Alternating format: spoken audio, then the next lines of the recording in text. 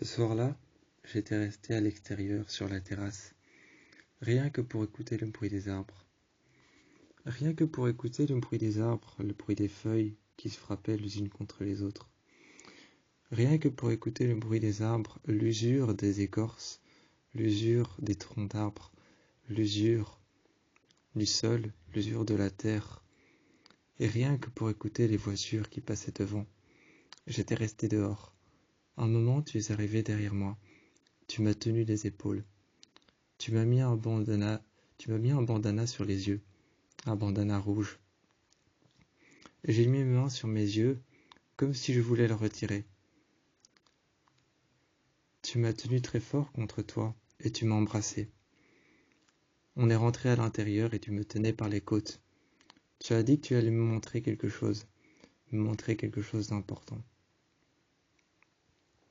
Je me suis retourné et j'ai voulu dire, je suis déjà presque aveugle, pourquoi tu me mets un bandana sur les yeux? On s'est assis et tu m'as demandé, j'ai quelque chose à t'avouer.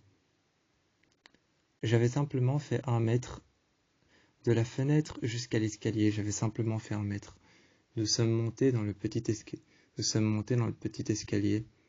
Et ensuite, une fois que nous étions dans le petit salon isolé, quand nous étions dans le petit salon isolé par les murs, je t'ai regardé et j'ai dit, c'est quoi? C'est quoi que tu as à m'avouer? Tu t'es assis et tu m'as dit, assieds-toi s'il te plaît. Derrière le bar, tu m'as servi un verre d'eau, et je t'ai regardé, j'ai entendu le bruit des glaçons, j'ai entendu le bruit de la carafe d'eau, et j'ai entendu le bruit de l'évier se mettre en route. Je t'ai entendu arriver avec les verres, et je suis resté là assis. C'est comme si, même si je voyais et que la maladie que j'avais ne me procurait aucun symptôme, j'essayais quand même de tomber malade et de faire semblant d'être. C'est comme si j'essayais de faire semblant d'être malade, même si ça ne me procurait aucun symptôme. Je n'étais pas aveugle, je ne voyais pas flou, je ne voyais pas trouble. Il n'y avait pas de marque dans ma vision, pas de ligne. Il n'y avait pas de point noir non plus, rien. Rien, je voyais correctement, mais c'est comme si j'essayais de faire comme s'il y avait un point noir dans ma vue, comme si je voyais avec des courbes, comme si je voyais des troubles ou flous. Un moment, tu es venu à côté de moi et je me suis mis près de toi, une jambe pliée sur le fauteuil et une jambe sur le côté. Tu m'as dit, j'ai quelque chose à t'avouer. À ton regard, j'avais l'impression que c'était très grave, ou alors que tu allais m'avouer quelque chose, genre par exemple que ma vue allait empirer, genre par exemple que ce que j'ai allait empirer. Tu m'as regardé et tu as dit, j'ai quelque chose à t'avouer. Là, je me suis rapproché et j'ai dit, qu'est-ce qu'il y a? Tu peux tout me dire, regardant la fenêtre. Tu t'es avancé, tu as pris le verre d'eau, tu as bu, et tu m'as regardé et tu as dit, j'ai déposé le curriculum vitae à cet endroit, juste après qu'on se rencontré au restaurant, j'ai déposé mon CV là-bas, mon curriculum vitae. Tu m'as regardé et tu m'as jeté un coussin dessus. Moi, je t'ai regardé et j'ai dit, tu te rends compte de la trouille que tu m'as fait? Je pensais que tu allais m'annoncer quelque chose, comme quoi ma maladie s'était aggravée. À ce moment-là, je t'ai jeté un coussin dessus, t'as rigolé et t'as dit, je voulais juste te dire que je t'aimais très fort et que j'ai fait ça pour toi. J'ai déposé mon CV là-bas pour te voir tous les jours. Je me suis dit que mon plan allait peut-être fonctionner. Au début, quand j'avais fait mon curriculum sur mon PC, que j'étais chez moi, je me disais que c'était un plan complètement bidon, complètement nul. Je me suis rapproché de toi et j'ai dit non, pas du tout. C'est pas du tout nul. Je me suis mis près de toi et je t'ai regardé. Le lendemain, nous sommes retournés au restaurant. Je t'ai regardé. Les bras croisés, je t'ai regardé.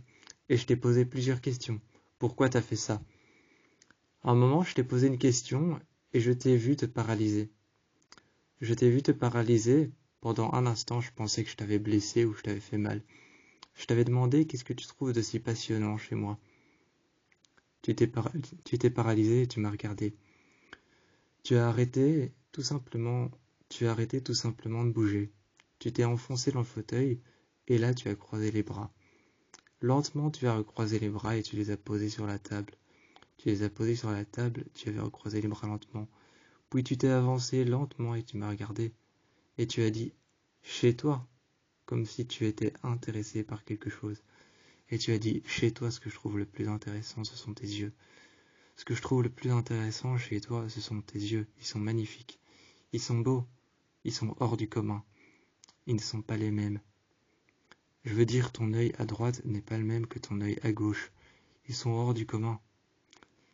C'est comme si tu avais quelque chose en plus que tout le monde, mais pas en moins. Là, j'ai commencé à pleurer, et tu es venu près de moi sur la banquette. Tu es venu près de moi sur la banquette et tu m'as regardé.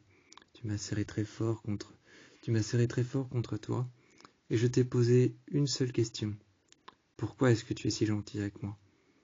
Tu m'as regardé et tu as dit, pour tes yeux, pour toi, pour qui tu es, pour la personne que tu as toujours été, pour le survivant que tu es à travers ce que tu vois.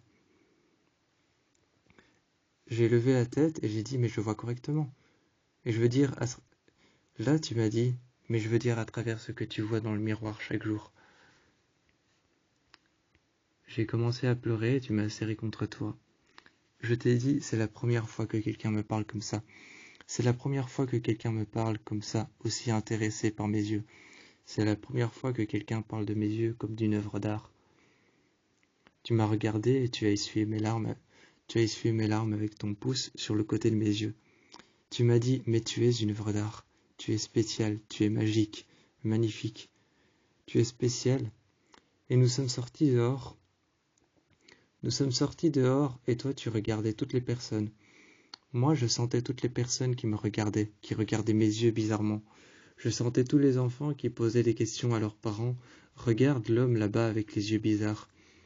Je sentais toutes les personnes qui avaient des yeux normaux qui me regardaient, qui me fixaient. Parce que le pouvoir d'une personne qui te fixe quand elle a des yeux normaux est encore plus fort, tandis que le pouvoir d'une personne qui te fixe avec des yeux comme les miens est un peu moins fort.